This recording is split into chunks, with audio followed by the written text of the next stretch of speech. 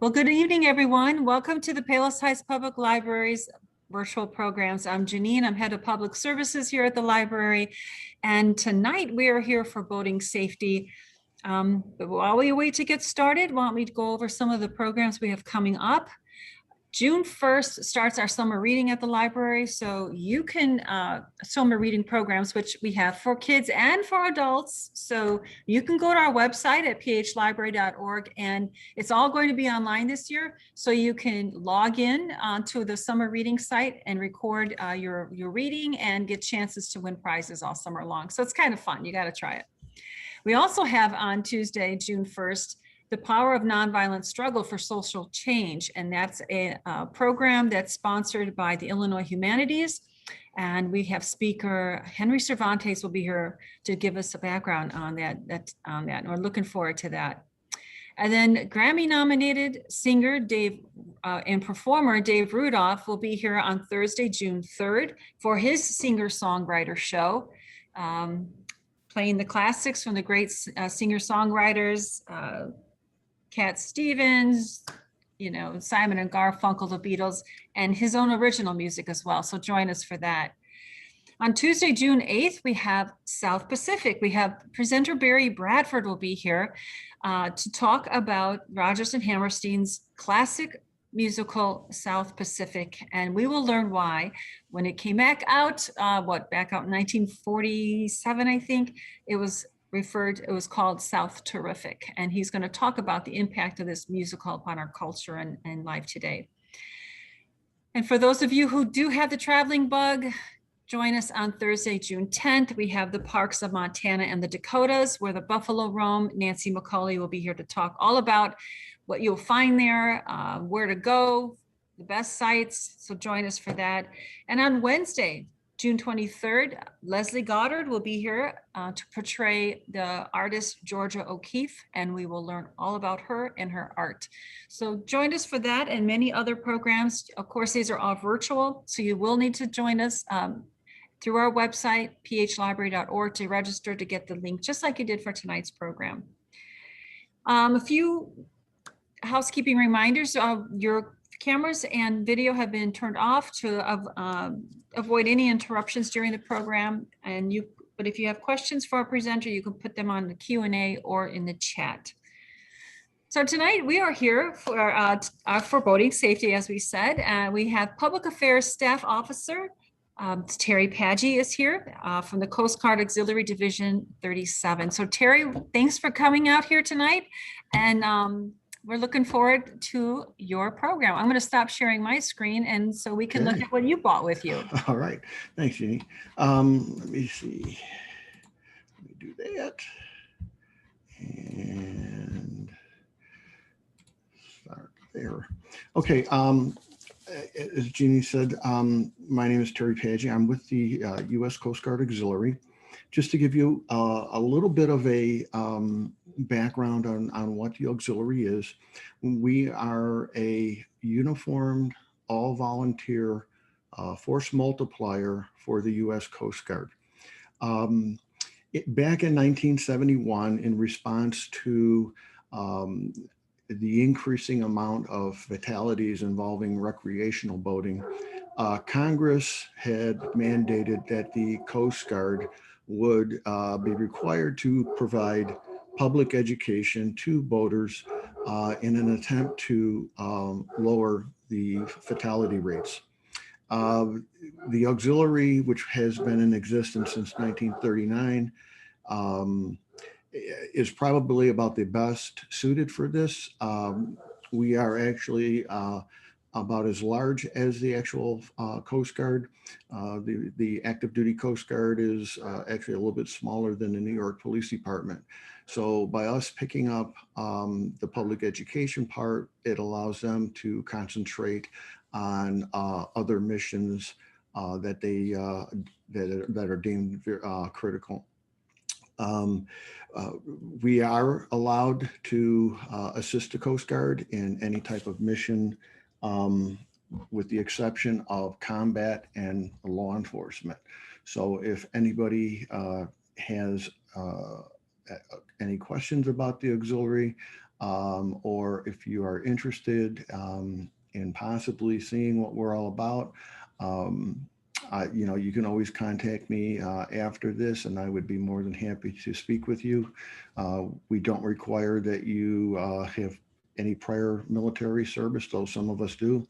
You just have to be over the age of 17, no felony convictions, and we have really no upward age limit. A lot of people who are retired are finding their niche, and with a lot of opportunities from photography and public affairs and movie making, food service, to working with the Coast Guard, patrolling the various federal waterways. So it's it's a lot of fun, but there's a serious side to it, and you make a real contribution to the community and your country.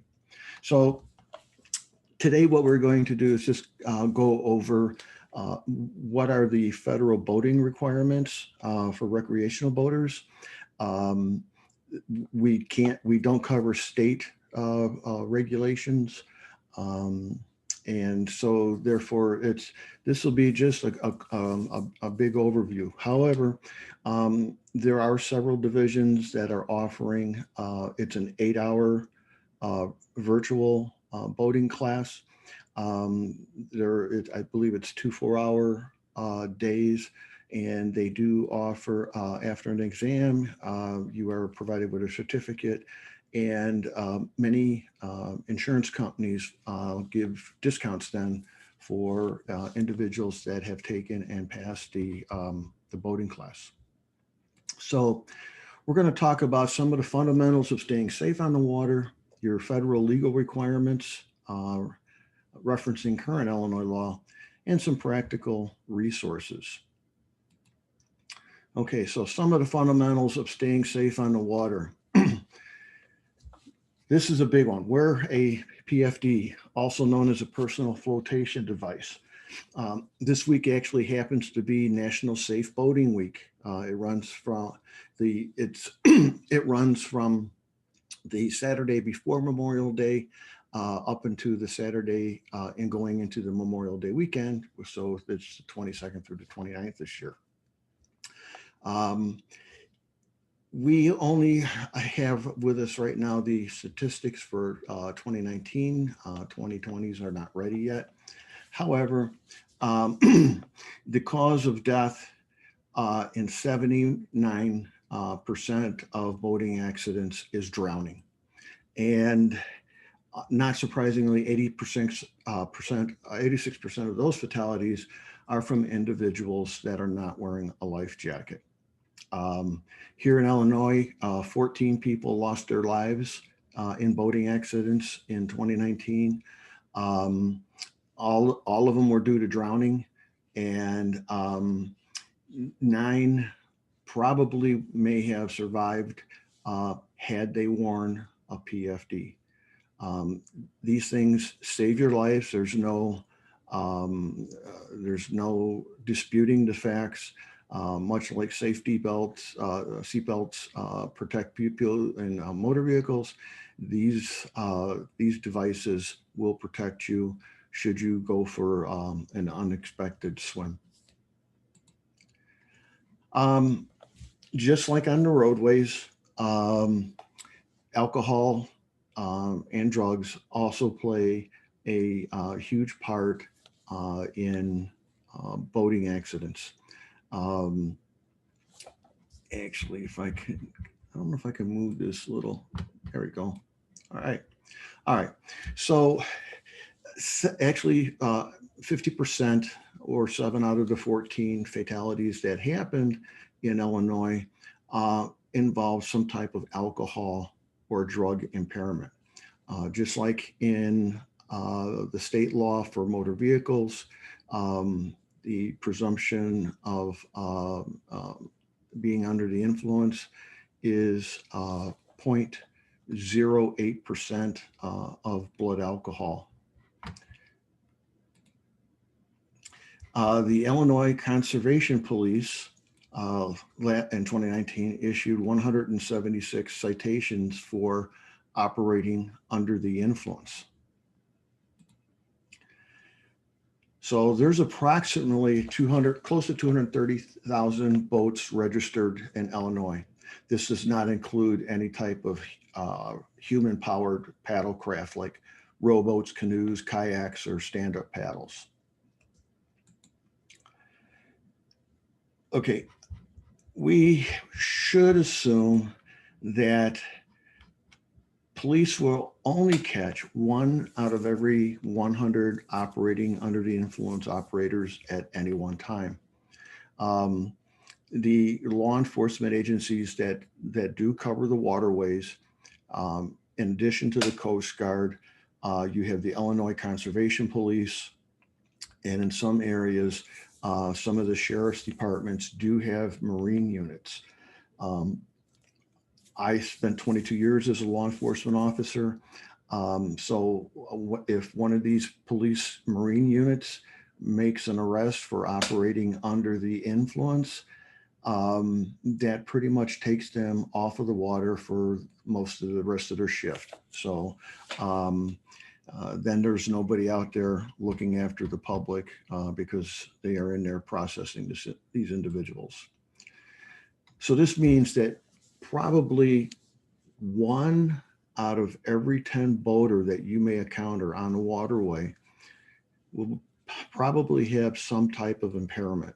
And this usually is increasing on the weekends, and that's probably no surprise, and especially as in this upcoming holiday where we have a 3-day weekend, things get a little bit out of control. And this kind of shows you a little bit of where your judgment is at basically your blood alcohol content. I was a breathalyzer operator when I was in law enforcement, and we had to, in a controlled environment, we had to run tests on each other, and we had to consume alcohol. Half the class had to consume alcohol, and the other half ran tests. And then the following day, we flipped and resumed the opposite roles. But you could see there,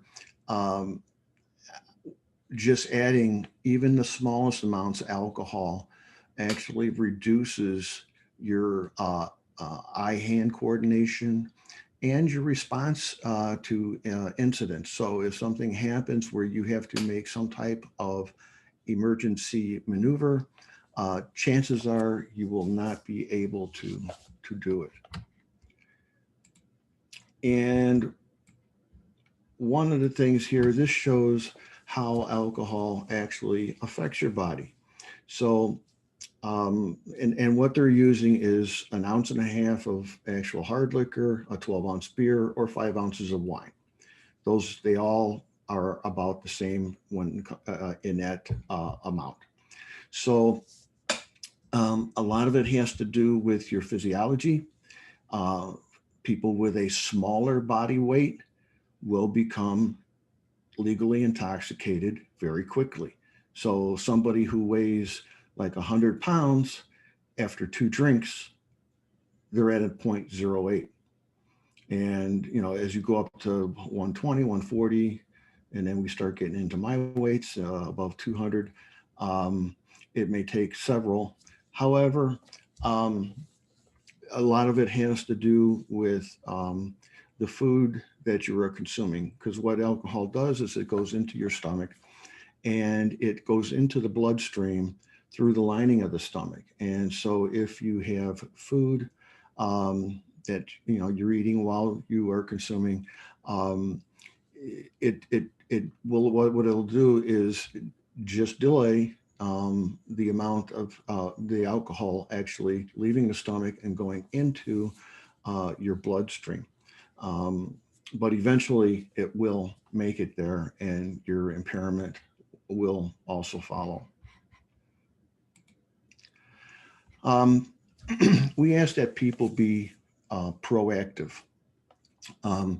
If you are going out, it's always extremely important to file a float plan. And there's a link there. We have a free PDF that you could print out. You fill it out. It really doesn't take that long. And you're basically telling somebody what, the information about your boat, what you're carrying, who you're carrying, where you're leaving from, and what time you expect to be back, and which what type of path are you going to take. So this way, if you don't return on time, and these people that are waiting for you, they could then notify the authorities, and we could then launch both Coast Guard and Coast Guard Auxiliary. We both have air assets and boat assets to search for you. Actually, now the Coast Guard has a free app. It works for both the iOS and the Android phone. And this is it right here. It's second from the left. This is what it looks like from the screen of a smartphone. And the one nice thing about that is that you could actually file a float plan right from the app, and then you can email it to up to 3 people. You could also list up to 3 vessels on this app, and you can include in this in it, the year of your craft, the make, the model, the size. Some people may not know this, but every type of watercraft in the U.S., from the smallest little rowboat or canoe all the way up to, just before we get to commercial marine craft, you have what is called a HIN, or hull identification number. This is very much akin to your vehicle's VIN number. It is unique to your vessel and your vessel only. So you can also log that into the app, and you can take a photo of your boat. So if for some reason maybe it becomes stolen and you want to report it to authorities, all the information is right on the phone, the HIN number. They can put it into NCIC, which is a National Crime Information Computer Database, and they can also have a photo of your craft. So, and in addition to that, it also has water conditions, navigational information, weather information. So if you're going out, you can look at what the weather's going to be for the time you're out, and you are able to report any types of pollution or suspicious circumstances, because we are in areas of times where we always have to be alerted for terrorism. We also then provide vessel safety checks, and these are completely free. They're completely voluntary. So we do strongly encourage you to take a boating class. I was just telling Jeannie before we started, a bad thing about boating here in Illinois is that no type of training, education is required. It's pretty much to hand you the keys to the craft, and if you're above a certain age, you can go flying down the waterway, 4,000 pounds of fiberglass and motor and no brakes. And there's a lot to learn, especially when you're coming to, many people in speaking with them, they have no idea of what navigational lights are. When you ask them, what's the red and green lights for on the front of your craft, and they actually had no idea. And I would tell them, well, green means the right or starboard side, red means the left or port side. So this way, if you're lit up at night and you're coming and approaching something, you can tell what is the left or port or right side or starboard of either a vessel, or you'll see them on bridges, so you know how far, where you must be at in order to be in center, or going around them. So there's a whole lot of things that you really need to know before you go out on the water. And A big thing is, I'm going to take another plug. Wear a life jacket. There are some now that are inflatable. Manually inflatable are very good. They're, you don't even realize that you have it on. And if you fall in the water, you just yank on the cord, it inflates, and it'll save your life. Okay, some of the legal requirements, pardon me while I take on some water. This is what a vessel safety check form looks like.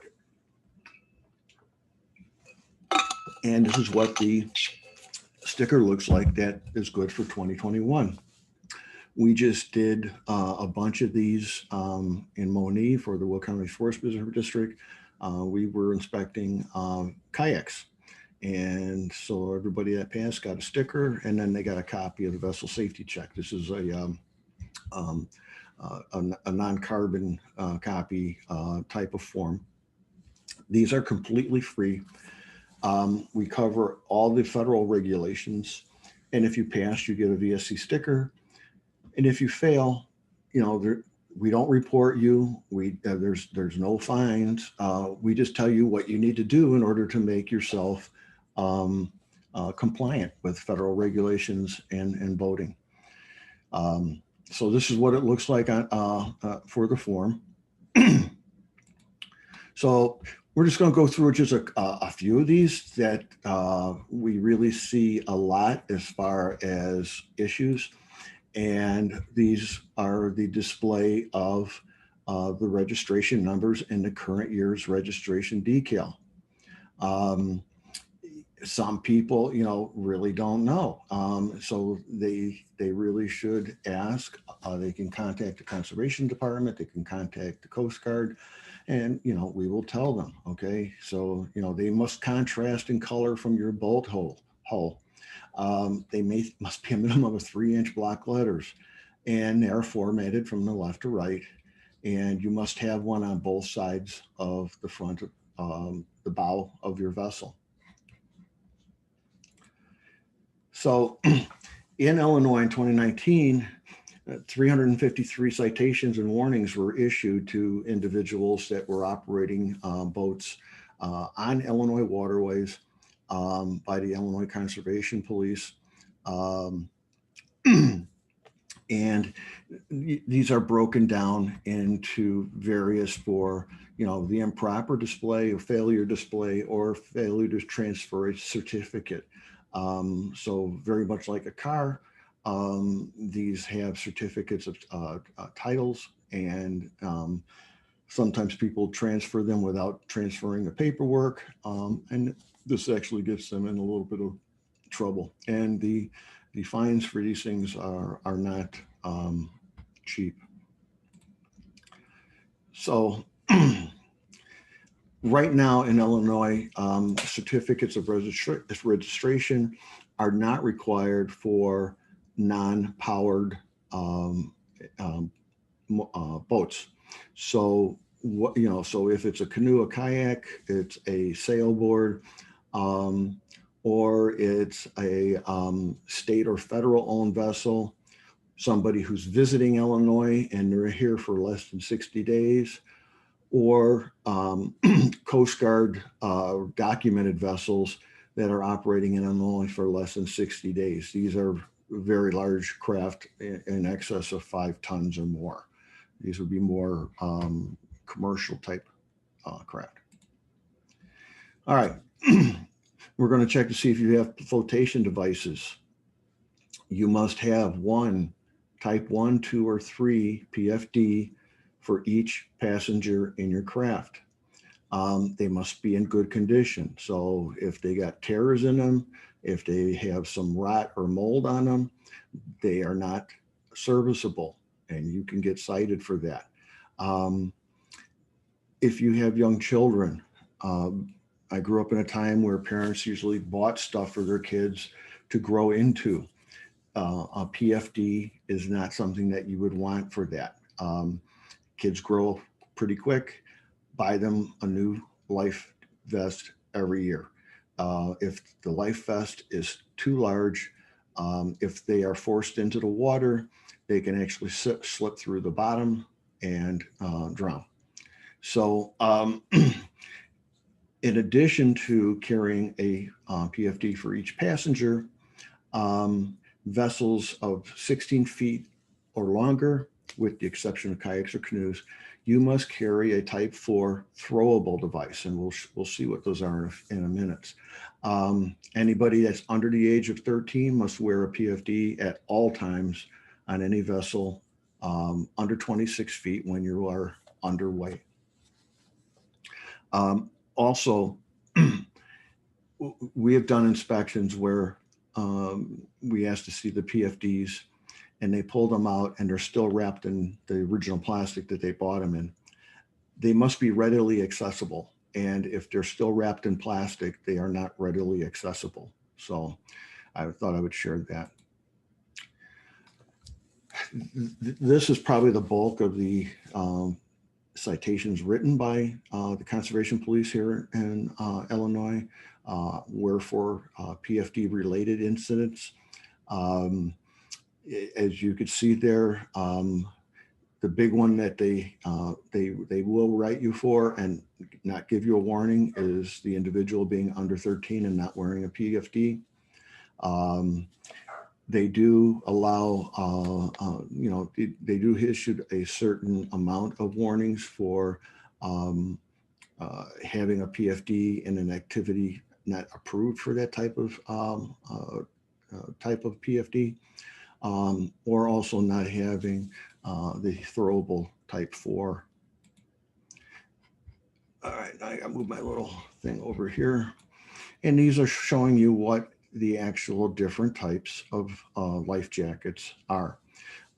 First, they all must have the stamp on them, U.S. Coast Guard approved label on it. If it doesn't say that, it's no good. It's just like not having one at all. They must be the appropriate size and shape. They must be snug. If they are not snug, especially for children, they could slip through them. Again, they're emphasizing here, please don't buy a life jacket for your child to grow into. Check them out constantly before you go out. Make sure the straps and buckles work. Maybe, if the zipper broke, replace it. Do not take it out with you, because if you get stopped and it's not able to zip up, you're going to get hit with a citation.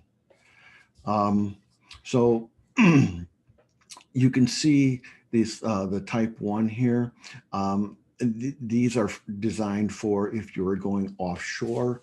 And what we mean by that would be out onto the Great Lakes or off the coast in the ocean area. If you are unconscious, these types will actually turn you face up. Same thing with the type 2.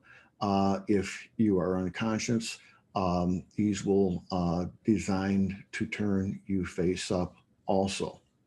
The type 3, these are usually designed for some type of water sport, and they're made to be a little bit more comfortable. However, the downside is these are will not turn. So if the person is unconscious, when they go into the water, they will not automatically turn face up out, and so their face is not into the water. The type 4 throwable device, these could be cushions that are designed for buoyancy, and make sure that that's what they are designed for, not just some seat cushion, or the old-fashioned donut ring with the rope around it. And then we have the type 5, which are special devices. This is the one in red there.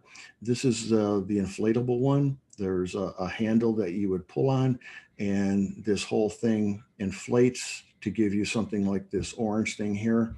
And there usually is a mouthpiece on there. So if you're out on the water for an extended period of time, and the air seems to be going down, you can actually fill it up using your mouth. Okay, distress signals. these are required on certain craft going on certain bodies of water. So this would be something like you would take out required for going out on Lake Michigan. Boats over 16 feet must carry some type of day signal, and we will go over those. You must also carry night signals when operating between sunset and sunrise. These also must be Coast Guard approved, serviceable, and readily accessible. When we're looking at the visual distress signals, these are can be either flares fired from a flare gun. They could be smoke. We want to make sure that they are in good condition and that they are not expired and they are readily accessible. If they do expire, don't throw them out. It doesn't mean that they won't work. It's just that they want to be sure that the one that you are using will work. So if you have to, you're carrying 3 flares and you use them and nobody saw them, you're then free to use the expired ones. And more than likely they will also work. So, don't throw them away, save yourself some money. But if they do expire, you do need to have new ones that are not before you go out. Okay. Some examples, alternatives to pyrotechnics. For at night, you have a strobe, a flashlight, a lantern. In the daytime, a signal mirror.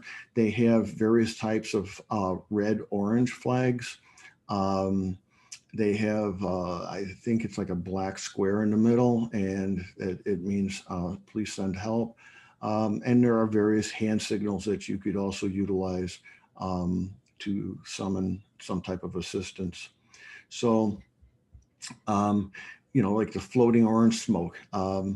These are strictly for daytime. You must have at least 3 in your possession. The handheld smoke, those you can have, either one. You must also have 3. Here's the one, the orange flag. Again, you must have it. The distress signal, this is strictly at night. Now we have a handheld red flare, and then we also have a pistol parachute flare. There's the handheld ones, which I guess would kind of explain, they kind of look like Roman candle type of things. And then the aerial pyrotechnics flare. You could see that you are needing 3 of those if these are what you are carrying. Fire extinguishers. This is one of the most dangerous things to happen to a boat, especially a powerboat. You are carrying gasoline. You're involving a spark, and you have a lot of usually fiberglass, wood, and other plastics, which are highly flammable. So every boat must be approved with a Type B Marine, a U.S. Coast Guard approved Type B Marine fire extinguisher. If you have closed compartments, if you have the double bottoms holes that are not filled with a flotation material, if you have any stowage compartments where you are stowing combustible materials, if you have closed living spaces or permanently installed fuel tanks, you are required to have a Type B Marine fire extinguisher on your craft. It must be not expired and it must be in working condition. These are another heavy hitter for being cited for. And as you can see, 304 citations for failure to have a working fire extinguisher. So they may have had one on there, but it was maybe not charged. It maybe it was expired, and the boater was cited for that. And sorry to keep moving myself around here. So Under 26 feet, you're required to have one extinguisher of a type B. These boats will not have a fixed firefighting system. So any boat from 26 to 40 feet, you're required to have two B1s or one B2. And then also, even if you have a fixed system, you still need to carry one B1. And then 40 to 65 feet, I really need to see you to be my friend if you got a boat that size. So you need to either have three B1s or a B2 and B3. And if it has a fixed firefighting system on, you will need either two B1s or one B2. Sounds like I'm talking about vitamins or something here.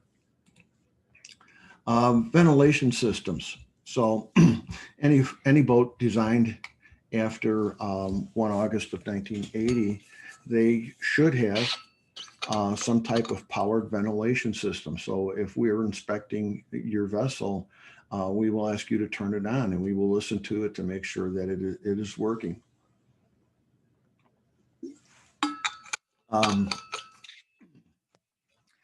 So if your boat was built before that, but built after 1978, you must display a certificate of compliance, meaning that one has been added. Let's go here. You're required to have a backfire flame arrestor. You must have one for each carburetor on your engine. And these must also be U.S. Coast Guard approved. This is what they would look like, where you would see them. And what they do is it reduces the flame, the spark that would actually ignite any type of gas fumes. A sound producing device, okay, and this is it could be a whistle, horn, some type of siren. It must be capable of a 4-second blast. They must be able to hear it for a half a mile. Boats larger than 20 meters are required to have a bell. 20 meters would be about 60 feet. And so you must have some type of either mouth, hand, or power operated device capable of a 2-second blast for, that could be heard for half a mile. No non-law enforcement vessel may be equipped with a siren. So you could see that Illinois issued 206 warnings for failure to have some type of appropriate sound device on your boat. These are what, and actually I purchased these for my personal flotation devices for my kayak. I carry one in my vest that flotation device I wear. I also carry a spare one in case I come across somebody that is in need of one or is in trouble. And I have one clipped to that. These are really important. If somebody falls overboard, it is very, very hard to see them, especially in choppy water. The sound of this whistle will help you kind of pinpoint where they are at. It does make a difference. Navigational lights. Anytime that you operate between sunset and sunrise, you're required to display navigational lights. If your boat is in excess of 15 feet or more, you must have navigation lights, which are also known as running lights. The red port, green starboard, white is for your rear. And then for an anchor light, which must run independently from the running lights, those are lit. If you were to say, throw your anchor out, it's nighttime, you're enjoying the sky, you still have to display the white anchor light. And here we go. Illinois issued 67 citations for individuals operating without proper lights between sunset and sunrise. If your boat is over 26 feet in length, you and you have a machinery compartment, you must display an oily waste pollution placard. And basically what it does is remind you of the Federal Water Pollution Control Act and what you were supposed to do in response to any type of discharge of oil into our waterways. And then boats over 26 feet must display a MARPOL, which is a marine pollution trash placard. So it reminds people of what they are not allowed and what type of waste is allowed to be disposed of while in the water. Boats also must display that are over 40 feet must display a written trash disposal plan. And if you have any type of sanitation device, these also must be a Coast Guard approved device, and they must have so that the discharge outlets must be capable of being sealed so that you don't dump any type of waste into waterways that are near any type of person. And if your boat is, and I don't know how they came up with this, 39.4 feet in length or over, you actually have to carry a current copy of the U.S. Coast Guard navigational rules, and it must be kept inside your boat and available for inspection should it be asked for. Batteries, they all must be secured to stop shifting, and they must be equipped with some type of non-conductive terminal shields that will cover them from being sprayed with any type of water to become corroded.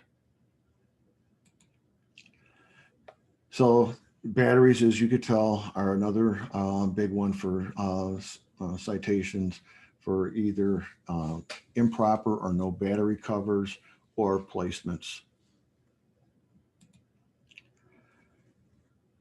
And then the overall conditions of the vessel. Some of the things that we really highly recommend, and everybody feels that, I have a cell phone, I don't need a marine radio. Your cell phone could die, your cell phone can be in a dead zone. There could be no cell towers around. A marine VHF radio, all Coast Guard stations monitor channel 16. So if you do run into any type of problem, not only can they respond to your situation, if you do not have an exact location of where you're at, this radio signal can be actually triangulated to give them a very good fix on your position. Thing on the next to it is a bilge pump. So if you are taking on some water and maybe your battery shorts out and you're not able to do it automatically, this allows you to at least try to keep as much water as possible from your going out as it's coming in to keep you afloat a little bit longer. And another big thing is a first aid kit. Please don't buy one of these little ones that you see that, they got, 6 Band-Aids, some ointment and, a pair of tweezers. Put a decent first aid kit in there. Being out on the water, you can run into anything from broken bones, eye issues, fish hook stuck. There's a ton of things that could happen, burns. And so you want to make sure that you have the equipment in the kit that will actually do the job that you need it to do. Okay. The Illinois state law requires that anytime there is a property damage to watercraft that's in excess of $2,000, it's mandated that you must report it to your local law enforcement agency. I can't imagine, it's just like cars, even the smallest accidents now are, you're going to reach $2,000 in damages very easy. And then also, quite naturally, if there's an injury to a person because of a boating accident, that is a required reporting. And quite, I shouldn't have to explain this, but if there's a loss of life or disappearance of a person, this also must be reported. Very much like operating on the highway, the implied consent law for submitting to a blood or breath test. These same requirements also apply for operating under the influence of, so you could actually serve up to a year in jail and a fine of up to $2,500. That does not include any type of attorney fees. So our resources that we could provide to you is you could go to the National Auxiliary website, which is cgaux.org. You can find your way through it to the vessel safety checks. You could actually put your zip code in there. You can find your closest flotilla, and you could actually request a free vessel safety check.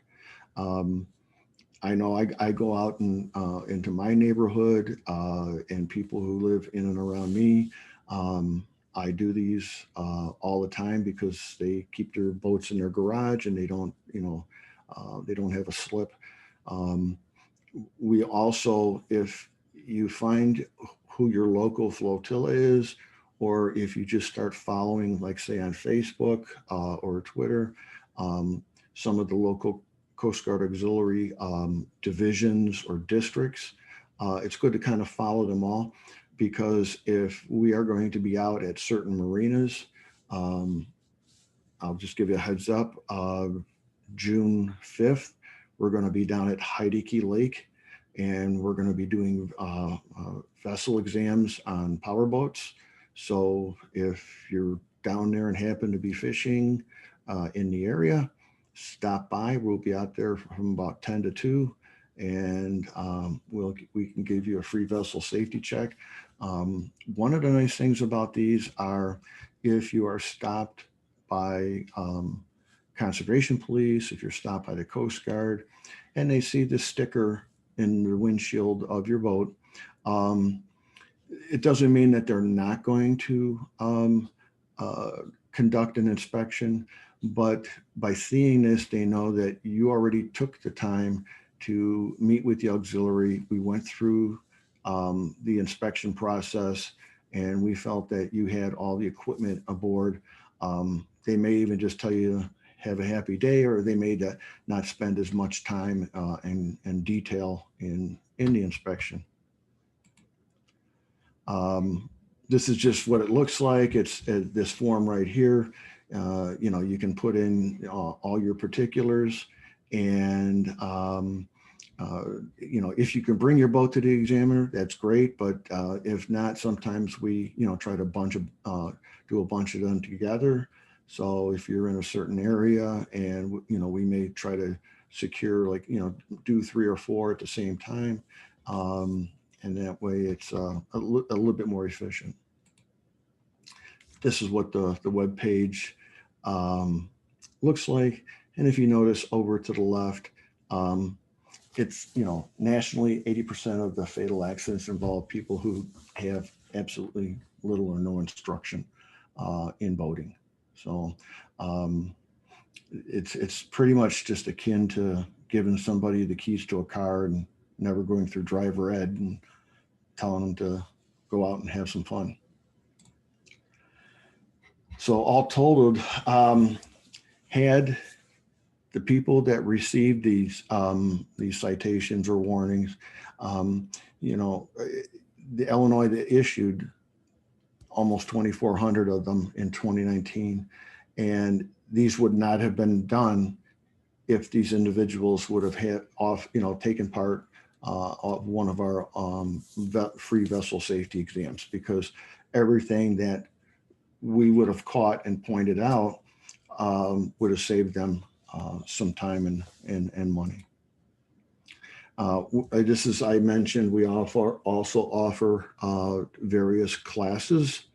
They're for paddle boats, sailboats, use of the marine radio, there's navigation, there's a whole list of different types of classes that we offer.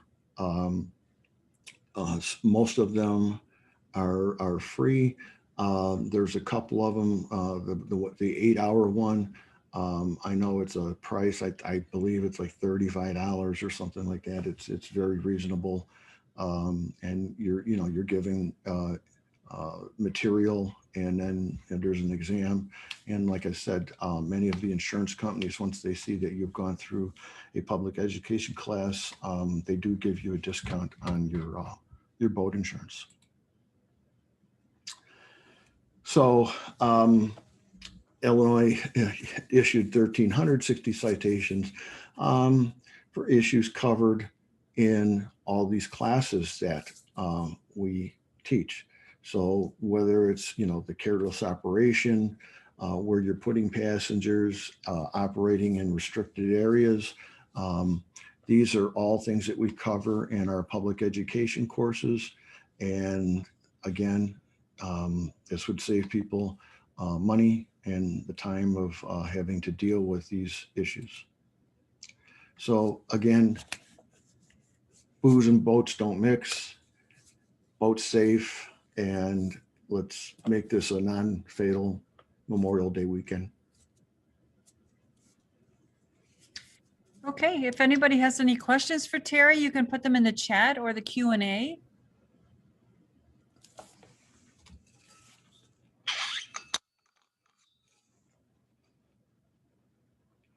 I'm going to say, Terry, that we planned this at a perfect time with people getting ready for this long weekend here. Oh yeah. I don't know if we planned it on purpose or it just happened to fall on this day, but right. Okay.